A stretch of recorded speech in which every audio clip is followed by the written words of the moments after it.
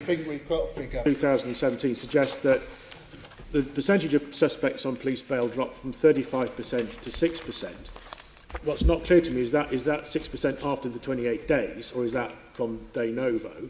Yes.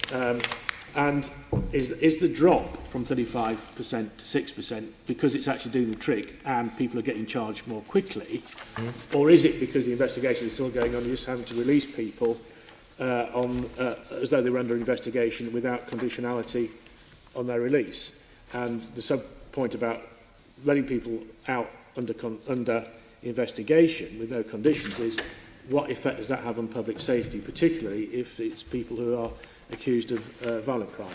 Yeah. So what I would say, the figure that we are running at the moment. So first off, there has been a significant impact on the use of police bail as a result of the legislative change, but arguably that was their intention. The figure that we're running at the moment is 8% of people will be put out with bail by us at the police station, which is higher than probably most other places around the country. Most other places are lower than that. Important point though, of those that are bailed, 90% of those will go out with conditions on their bail. So they will go out with a condition on their bail. As you would imagine, that figure is weighted to the more serious, and so serious offending or dangerous offending, where we would be in a position to seek bail. But as you will be aware, you know, the concept of the legislation was to reduce the number of people that went out on bail, and essentially against the kind of the headings that are there around, you know, them not fleeing and so on, we have to prove to get the bail secured that that not only there would be a problem against one of those criteria, but also that by bailing them you would solve that problem. So it's been quite a tight bar. I think both in London, where we've done a lot of work and we've got a whole action plan around how we make sure that we're monitoring this and it's not turning out to be something that we don't want to happen, but also nationally there is a plan around from the police service, because in some places the level got very, very small indeed. So we are very weighted towards more serious offending, so more serious offending or anyone that's dangerous.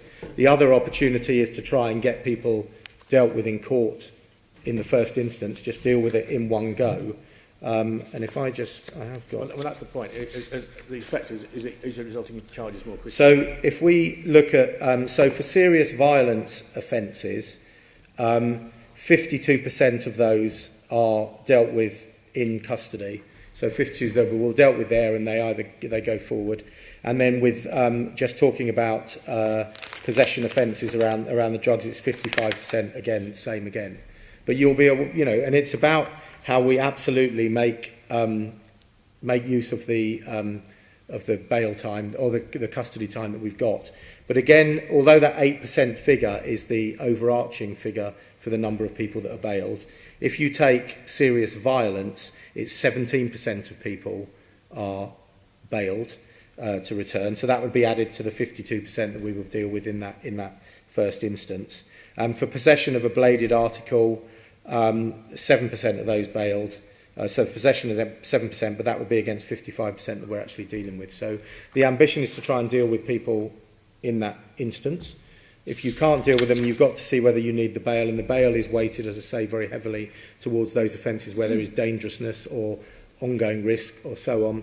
And then obviously we'd then get the bail. And as I say, those that we are bailing, 90% of them go out with conditions on that bail. And I think it's on with the last question.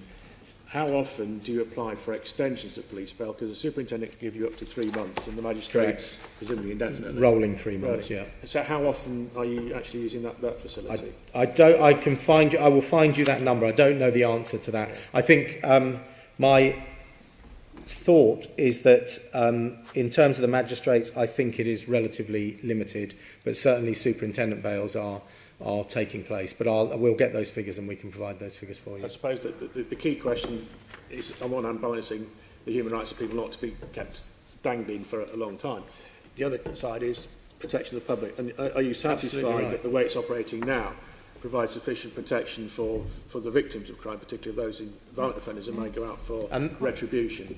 I mean, that's what we would be aiming for, and that's why the figures for the bail there are are as high as they are or higher in those, and as I say, with the conditions, because that's the really key bit as well.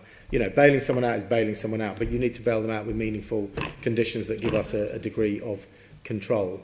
But certainly we would not be aiming to let somebody out who we thought there was a danger, or they were a kind of ongoing risk, without being able to put whatever conditions. And ideally we would want them in court the next morning, quite frankly. Has custody gone up as well? Custody. Potential of suspects held in custody gone up? After as in that we are arresting, or? Yeah, well, arresting then processing in court. Oh, I see. I mean, the number of people that are ultimately getting locked up for violence offences has gone up, but in terms of the overall number, in terms of the number we're putting into court, I don't have that figure.